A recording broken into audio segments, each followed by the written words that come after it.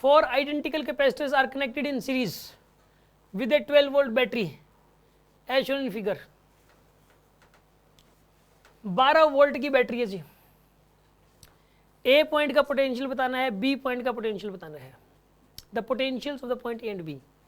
ये क्या दे रखा है, ये वो वाला पॉइंट दे रखा है जहां का पोटेंशियल 0 है, यहां का पोटेंशियल क्या दे रखा है आपको 0।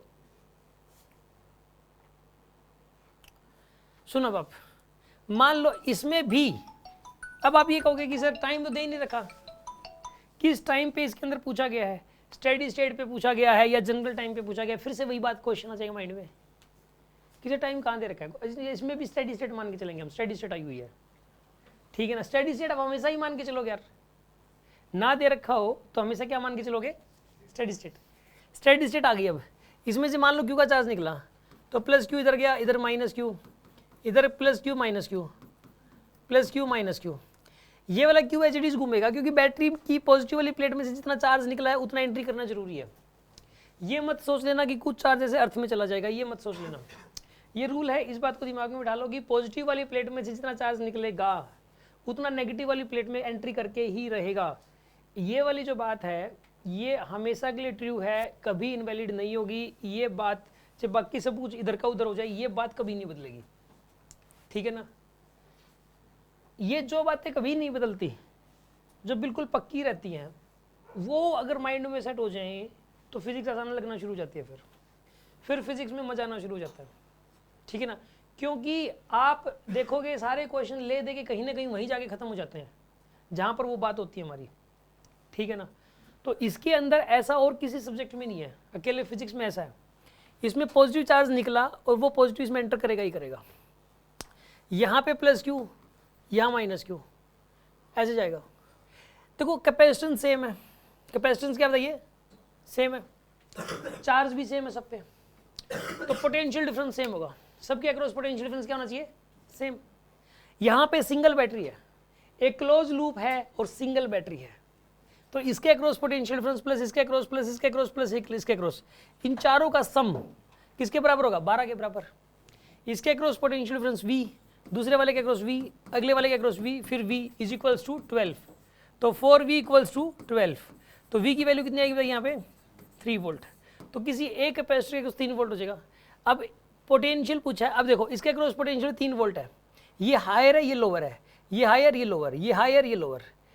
ए पॉइंट का पोटेंशियल आपको बताना है इसमें, ठीक है ना। तो यार यहाँ का अगर 0 है तो यहाँ का प्लस 3 हो जाएगा, यहाँ का प्लस 6 और यहाँ का प्लस 9 हो जाएगा, तो यहाँ का तो है प्लस 9 वोल्ट। अब देखो यहाँ घट जाएगा, यहाँ का 0 है ना तो यहाँ का -3 हो जाएगा, क्योंकि ये वाला साइन देखते हैं हमेशा ही, ठीक है ना, बाद वाला। तो यहाँ का -3 वोल्ट हो जाएगा, तो यहाँ का 9 वोल्ट है और यहाँ का -3 वोल्ट है, 9 and -3, this is the answer. समझ में आया कि नहीं आया, कोई शक?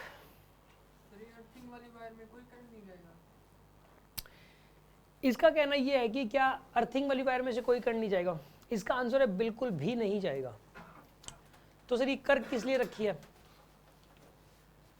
ये कर इसलिए रखी है, मतलब इसका मतलब है कि अगर सर्किट्स में अगर अर्थिंग कर रखी हो तो आप ये मान के चलना कि वहाँ का पोटेंशियल 0 होता है, बस। मतलब ये बात बताने की बजाय कि यहाँ का पोटेंशियल 0 है, बस वो अर्थिंग कर दी। इसका मतलब ये है कि यहाँ का पोटेंशियल, अर्थिंग वर्थिंग का सिंबल हटा दो, यहाँ का पोटेंशियल 0 है। अर्थिंग करते क्यों है सर?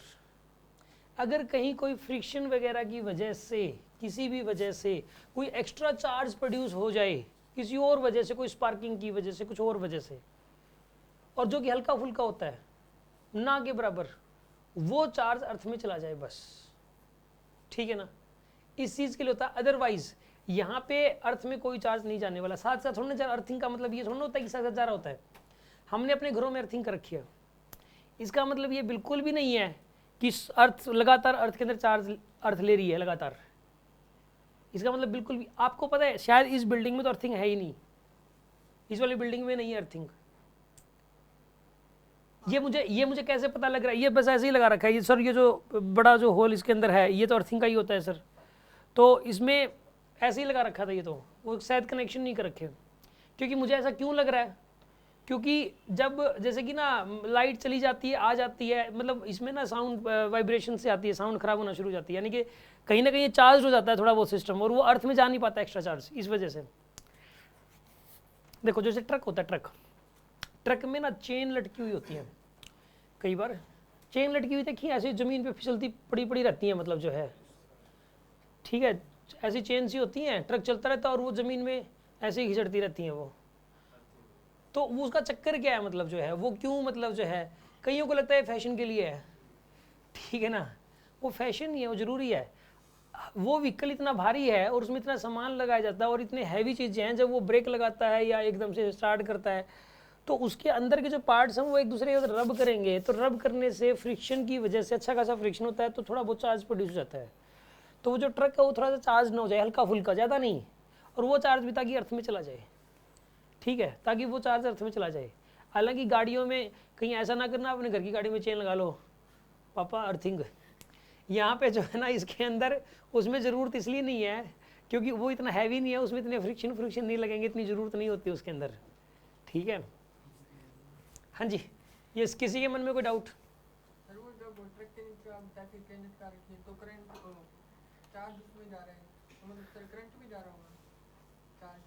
देखो मान लो कहीं पे, मान लो ब्रेक लगाया ट्रक, देखो यहाँ से दिल्ली गया है ट्रक दिल्ली गया तो ब्रेक एक ही जगह एकदम से खड़े ब्रेक लगाने पड़ गए थे, वो ब्रेक लगाने की वजह से फ्रिक्शन हुआ अंदर पार्ट्स में, तो उस फ्रिक्शन की वजह से कुछ एक्स्ट्रा चार्ज प्रोड्यूस हो गया था, बस उस टाइम वो अर्थ के अंदर चला गया बस, और जिस टाइम वो चार्ज गया ना के बराबर, वो उस टाइम ना के बराबर करंट था, फिर यहाँ से लेके दिल्ली तक कहीं कोई करंट नहीं था, उन चेनों के अंदर कहीं कोई करंट नहीं था, बस उस दौरान था थोड़ा सा जिस टाइम वो ब्रेक लगे थे बस।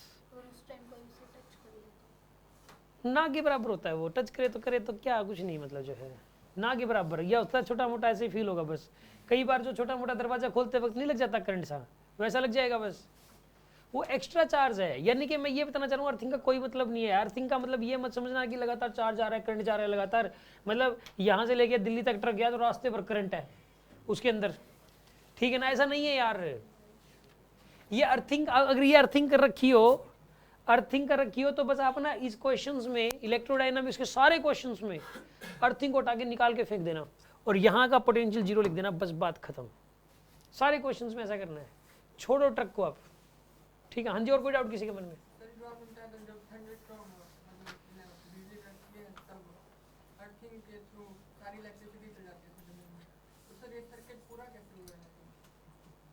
अच्छा, ये कह रहा है कि सर जैसे कि थंडरिंग होती है, जब बिजली चमकती है तो वो बिजली मतलब जो ना धरती में चली गई, अर्थ में चली गई, तो सर्किट लूप, क्लोज्ड लूप तो नहीं बना, लूप क्लोज्ड तो नहीं बना।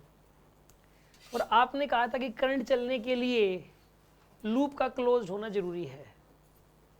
सुनो बाप, अब नई बात सुनो, ये शुरू में समझाने के लिए कहा था कि लूप क्लोज होना जरूरी है, अब रियल फैक्ट सुनो क्या है कि करंट के चलने के लिए 2 पॉइंट होना जरूरी है, एक हायर पे हो और एक लोअर पर हो। मैं एक एग्जांपल के थ्रू बताता हूं आपको। यहां पर ये एक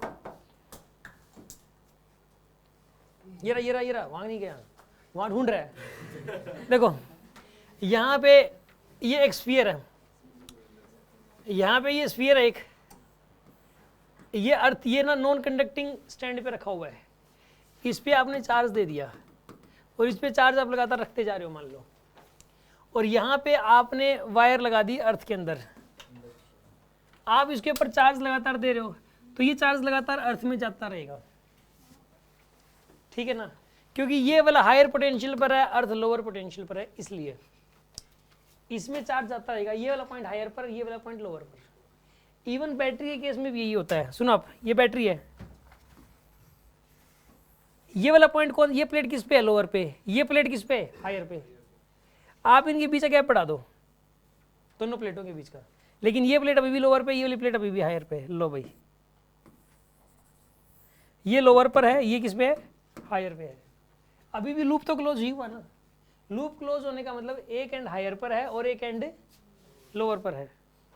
अब यानी कि जो बिजली कड़कती है तब लूप तो बिजली चलती है, जैसे करंट चलता है, मतलब यानी कि अर्थ तक जाती है, उसमें लूप का क्लोज होना जरूरी, वो लूप क्लोज्ड है। क्यों?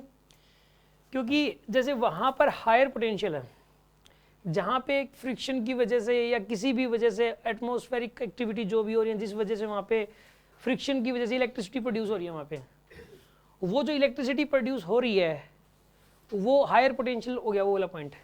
अर्थ है लोअर पर, अब हायर टू लोअर चार्ज का जाना, बस लो हो गया लूप क्लोज। और क्या चाहिए आपको? समझ आ गई बात आपको? ऐसे तो आप ये कहोगे कि ये स्विच है, ये हायर पोटेंशियल पर है स्विच, अर्थ लोअर पे है, मैंने कंडक्टिंग रोड ली और नंगे पैर में ज़मीन पे खड़ा हो गया और मैंने इसमें डाल के ऐसे ऑन कर दिया, तो मतलब तुरंत मेरी बॉडी खत्म हो जाएगी। क्यों खत्म हो जाएगी? क्योंकि करंट इसमें क्लोज लूप कैसे बना, क्वेश्चन तो ये आता मन में। वो क्लोज लूप इसलिए बन गया, वो हायर पोटेंशियल अर्थ लोअर पे एक रास्ता मिल गया जाने के लिए करंट को, तो यानी लूप क्लोज समझो बस। बैटरी यही काम प्रोवाइड करवाती है, एक एंड पे हायर कर देती है, एक एंड पे लोअर, तो वो लूप क्लोज लगता है। हालांकि लूप क्लोज होना जरूरी नहीं है, एक पोटेंशियल हायर और एक एंड लोअर होना जरूरी है करंट के चलने के लिए। आगे बात समझ में आपको? एग्जाम में जैसे कि इस टाइप के क्वेश्चंस आते हैं पेपर में कि ये है एक रेजिस्टेंस है, ठीक है, एक रेजिस्टेंस ये लगा दिया, ये 10 वोल्ट है, ये 90 वोल्ट है, ठीक है, 2 ओम का रेजिस्टेंस है, ये 4 ओम का रेजिस्टेंस, ऐसे दे दिया। ये पूछ लेगा करंट कितना चलेगा, ये क्वेश्चन पूछ लिया इसमें से करंट कितना चलेगा। हालांकि ये स्ट्रेट लाइन है, फिर भी करंट तो चलेगा। इस क्वेश्चन को करने के लिए हम करते क्या है, इस पॉइंट और इस पॉइंट के बीच का पोटेंशियल डिफरेंस कितना है 80, ये 10 वोल्ट और ये कितना बताइए, ये 10 वोल्ट है 90 वोल्ट, तो डिफरेंस कितना हो गया 80 वोल्ट। तो हम यहाँ पे एक बैटरी लगा देते हैं अपनी घर से ऐसे 80 वोल्ट की, और इन दोनों पॉइंटों को भूल जाते हैं, ठीक है, और 80 वोल्ट की बैटरी लगा देते हैं और फिर देख लो करंट कितना जाएगा इसमें से।